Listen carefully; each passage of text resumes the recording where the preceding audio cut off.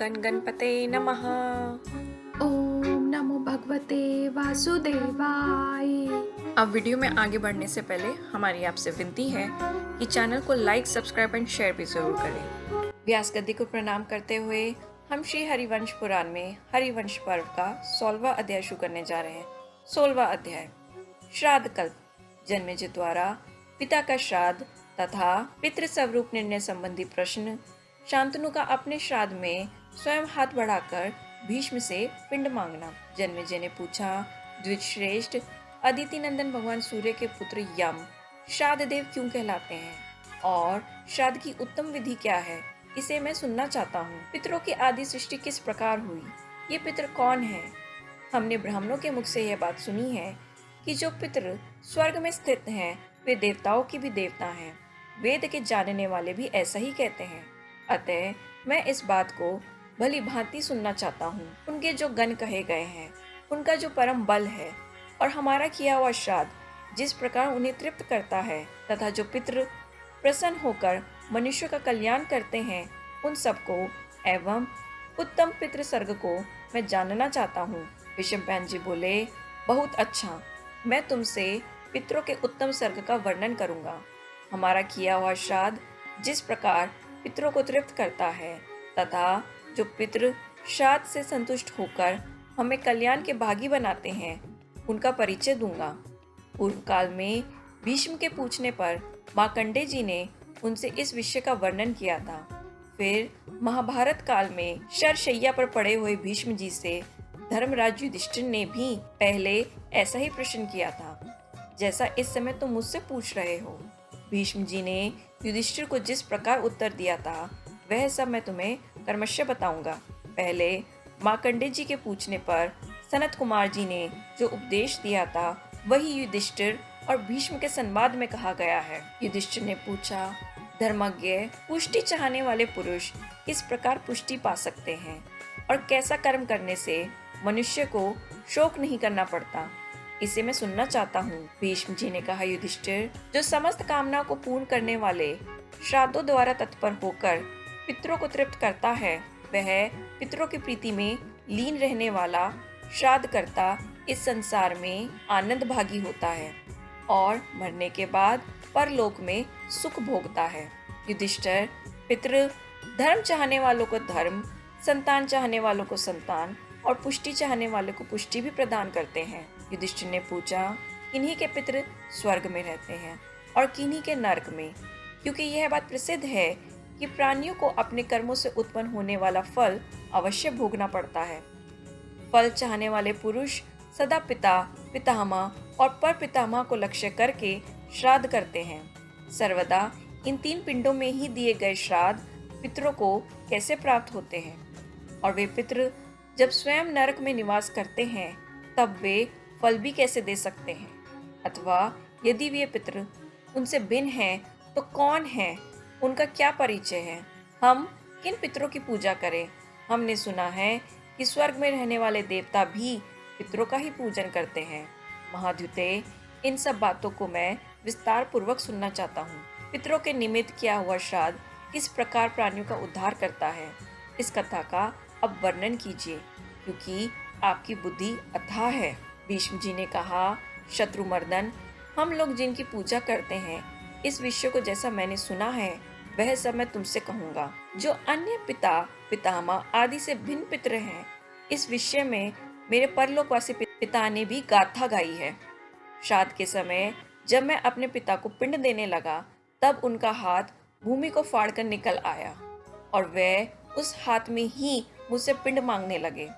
उनका बाजूबंद आदि हाथ के आभूषणों से विभूषित और लाल लाल उंगलियों वाला वह हाथ वैसा ही था जैसे मैंने पहले जीवित अवस्था में देखा था। उस समय मैंने विचार किया कि कल्प सूत्रों में तो मैंने ऐसी विधि कहीं नहीं देखी है।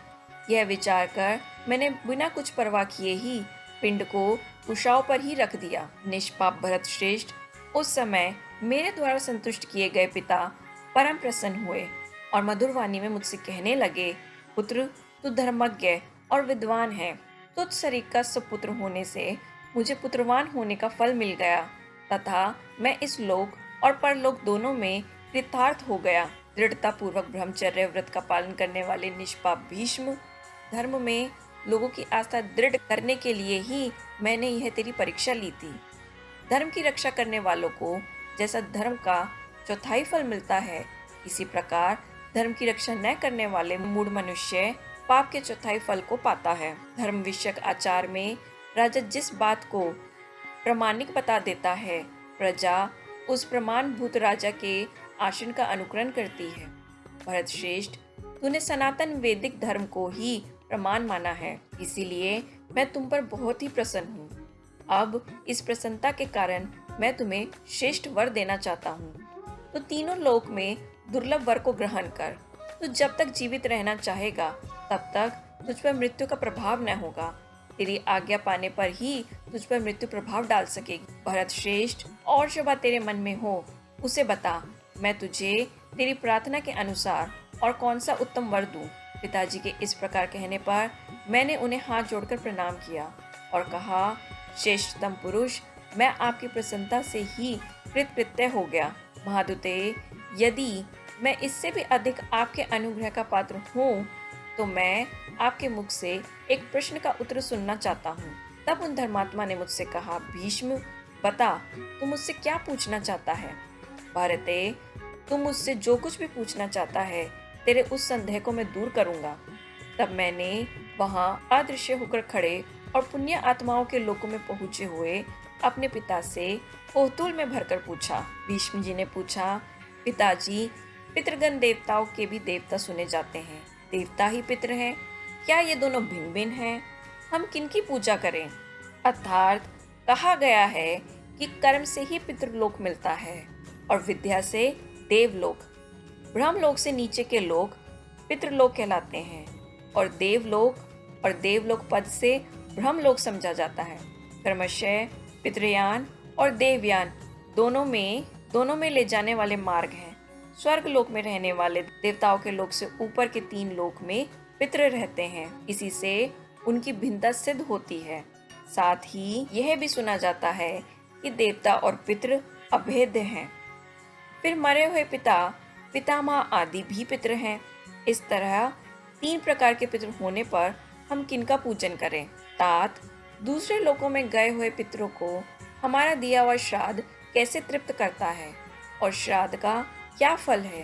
देवता, दानव और मनुष्य तथा यक्ष, नाग, गंधर्व, किन्नर और महासर्प आदि किसकी पूजा करते हैं?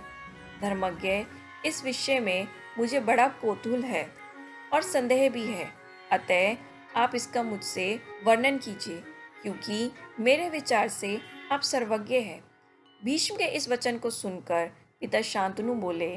शांतनु जी ने कहा, भरते, जो बात तू मुझसे पूछता है उसे मैं संक्षेप से कहता हूँ। निष्पाप पितृ जिस प्रकार उत्पन्न हुए हैं और उनको अन्न आदि देने से जो फल मिलता है, श्राद्ध में पितरों के कारण को, अर्थात जिनके ये कार्य हैं, उनको तू सावधान होकर सुन। तात, स्वर्ग में स्थित पितृ देवता आदि देव ब्रह्मा जी के पुत्र हैं। देवता, असुर, मनुष्य, यक्ष, नाग, गंधर्व, किन्नर और महासर्प आदि उनकी ही पूजा करते हैं। वे श्राद्धों में तृप्त किए जाने पर देवताओं और गंधर्वों सहित जगत को तृप्त करते हैं। यह वेद अथवा ब्रह्मा जी का अनुशासन है। महाभागे, तो आलस्य रहित होकर श्रेष्ठ श्राद्धों द्वारा उन पितरों का यजन कर, तब वे सब कामनाओं को फल देने वाले पितृ तेरा कल्याण करेंगे। भरते, यदि तू नाम, गोत्र आदि का उच्चारण करके उनकी आराधना करेगा तो वे पितृ हमें और हमारे स्वर्गीय पितरों को भी तृप्त करेंगे और बाकी की सब बातों को मार्कंडेय जी तुझसे कहेंगे। भरते, वे पितृ भक्त और आत्मज्ञान से परिपूर्ण हैं। आज ये मेरे ऊपर अनुग्रह करने के लिए ही श्राद्ध में आए हैं, अतः इन महाभाग्यवान मार्कंडेय जी से ही तू इन प्रश्नों को पूछ। इतना कहकर शांतनु जी अंतर्ध्यान हो गए।